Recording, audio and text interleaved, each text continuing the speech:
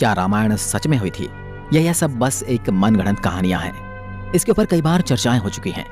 कई लोग हैं जो इसे सच मानते हैं, लेकिन कई ऐसे भी लोग हैं जो आज कहते हैं कि यह सब एक मनगढ़ंत कहानी है, क्योंकि ऐसा हो ही नहीं सकता। लेकिन आज की वीडियो रामायण को काल्पनिक मानने वालों को हिलाकर रख सकती है। आज हम आपको वैज्ञानिक रिसर्च के कुछ ऐसे सबूत दिखाएंगे जिन्हें देखने के बाद आप ये मानने को मजबूर हो जाएंगे कि रामायण बस एक धार्मिक किताब और मनगढ़ंत कहानी नहीं है, बल्कि रामायण सच में हुई थी और श्री राम, रावण, हनुमान जी ये सब सच में मौजूद थे। और यही सब बातें जानने के लिए इस वीडियो के अंत तक जरूर बने रहें। आप देख रहे हैं mystery of God YouTube channel. ऐसे ही इतिहास का नॉलेज लेने के लिए इस चैनल को सब्सक्राइब कर सकते हैं। रामायण भारत के सबसे प्रसिद्ध ग्रंथों में से एक है। भारत में रामचरितमानस का पाठ पूरी आस्था के साथ होता है। महर्षि वाल्मीकि द्वारा रामायण में भगवान राम की संपूर्ण जानकारी लिखी गई है। और लेकिन कुछ लोग भगवान के होने पर ही सवाल उठाते हैं और रामायण को केवल कहानियों से भरी किताब मानते हैं। रामायण के अनुसार भगवान राम ने अधर्मी रावण को मारकर धर्म की स्थापना की थी। ज्यादातर लोगों का सवाल होता कि क्या भगवान राम वाकई धरती पर पैदा हुए थे? क्या वास्तव में रावण के 10 सिर और 20 भुजाएं थी? क्या हनुमान जी अपनी इच्छा से अपना रूप बदल सकते थे? और इन सब बातों की वजह से ही कई लोग रामायण को झूठ समझते हैं। मगर आज हम वैज्ञानिक अध्ययनों के आधार पर सिद्ध कर देंगे कि रामायण में वर्णित घटनाएं पूर्णतया सत्य हैं। नंबर 1, रामायण कालीन हवाई अड्डे। जितना हम रामायण को भारत में मानते हैं, उतना या फिर कहूं कि उससे भी ज्यादा श्रीलंका में माना जाता है। और इसीलिए श्रीलंका में रामायण अनुसंधान टीम ने रावण के रामायण काल के 4 हवाई अड्डे खोजने का दावा किया है। पिछले 9 वर्षों से यह ऑर्गेनाइजेशन श्रीलंका के कोने कोने की छानबीन कर रही थी। यहाँ उन्हें कई जानकारी और अवशेष मिले, परंतु 4 सालों में लंका के दुर्गम स्थानों की खोज के कारण रावण के 4 हवाई अड्डे हाथ लगे। रामायण अनुसंधान टीम के अध्यक्ष अशोक कैंट का कहना है कि रामायण की लंका वास्तव में श्रीलंका की है।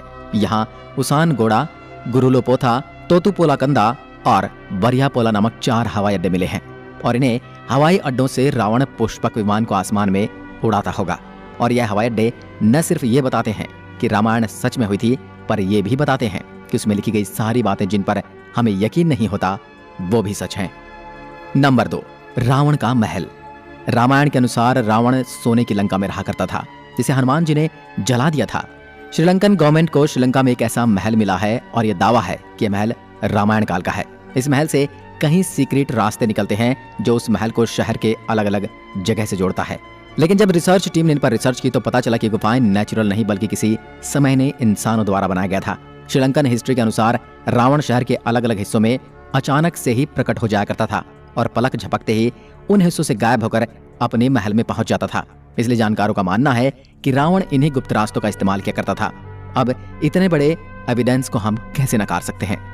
नंबर 3, अशोक वाटिका के सबूत। रामायण के अनुसार रावण ने माता सीता का हरण करके उन्हें अशोक वाटिका के अंदर रखा था।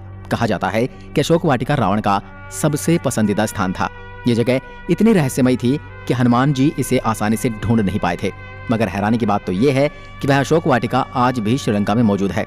ऐसा माना जाता है कि एलिया पर्वत की एक गुफा में माता सीता को रखा गया था, जिसे सीता एलिया नाम से जाना जाता है।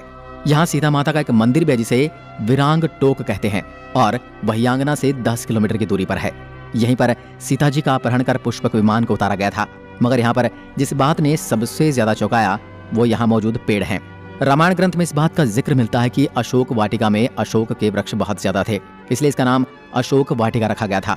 अब जैसा रामायण में इस वाटिका के बारे में कहा गया था, वैसा आज यह गार्डन है, जो कि इसे हम रामायण कालीन एक सबूत मान सकते हैं।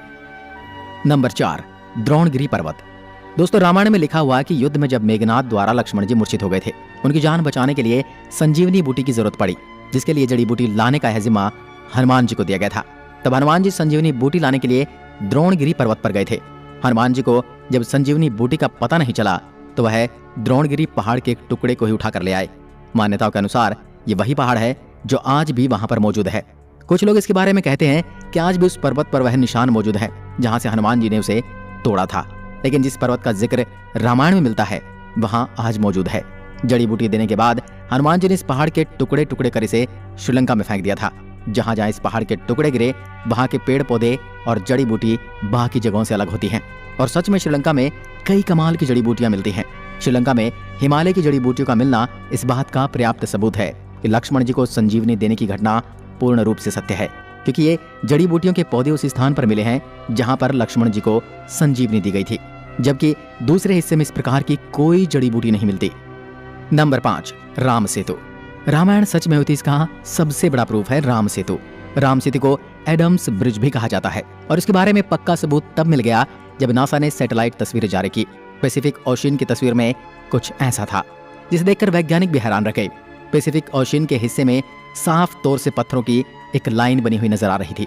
जब वैज्ञानिकों ने इसे तस्वीर पर ज्यादा स्टडी की तो पता चला कि पत्थरों से बनी लाइन है। भारत के धनुषकोडी से श्रीलंका के मन्नार द्वीप तक बनी हुई है, जो लंबाई में करीब 30 किलोमीटर तक हो सकती है।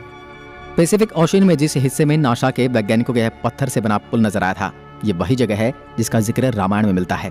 और अमेरिका के एक आर्कियोलॉजिकल रिसर्च टीम ने भी अपने रिसर्च में इस बात का दावा किया था कि तमिलनाडु और श्रीलंका के बीच मौजूद राम सेतु वो असल में एक मैन मेड ब्रिज है जो कई हजार साल पहले इंसानों ने बनाया था। माना जाता है 15वीं शताब्दी तक यह पैदल पार करने लायक था, लेकिन इतना ज्यादा समय बीत जाने के कारण यह पुल अपने पूर्ण स्वरूप में नहीं रहा। वैज्ञानिक दृष्टिकोण से इस फैक्ट को हम रामायण के एविडेंस के रूप में देख सकते हैं। नंबर 6, सुग्रीव की गुफा। बाली के डर से सुग्रीव जिस गुफा में रुके थे वह गुफा आज भी मौजूद है। रामायण के अनुसार बाली ने दुंदुबी नामक राक्षस को मारकर उसका शरीर कुछ दूर फेंक दिया था। हवा में उड़ते हुए दुंदुबी के खून की कुछ बूंदें मातंग ऋषि के आश्रम के ऊपर गिर गई। ऋषि ने अपने तप के बल से जान लिया कि किसकी हरकत है।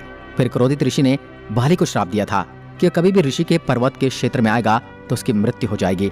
सुग्रीव को राज्य से निकाले जाने पर वह इसी जगह पर आए थे, क्योंकि वह जानते थे कि बाली यहाँ नहीं आ सकता।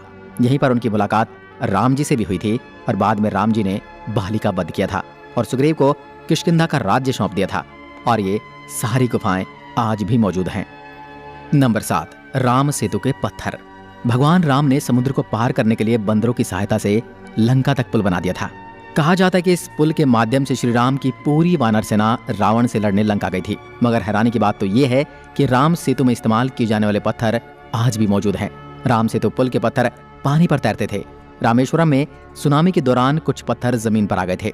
शोधकर्ताओं ने जब उन्हें दोबारा पानी में फेंका तो वह तैर रहे थे, जबकि दूसरे पत्थर पानी में डूब जाते थे।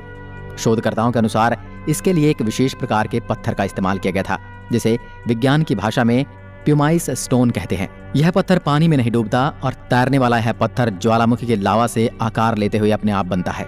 ज्वालामुखी से बाहर आता हुआ लावा जब वातावरण से मिलता है तो उसके साथ ठंडी या उससे कम तापमान की हवा मिल जाती है। यह गर्म और ठंडे का मिलाप ही इस पत्थर में कई तरह से छेद कर देता है, जिस कारण यह पत्थर पानी में नहीं डूबता। अब इन पत्थरों के पीछे का विज्ञान भी रामायण के समय उनको पता था और उन्होंने इस तकनीक का उपयोग राम सेतु को बनाने में किया था।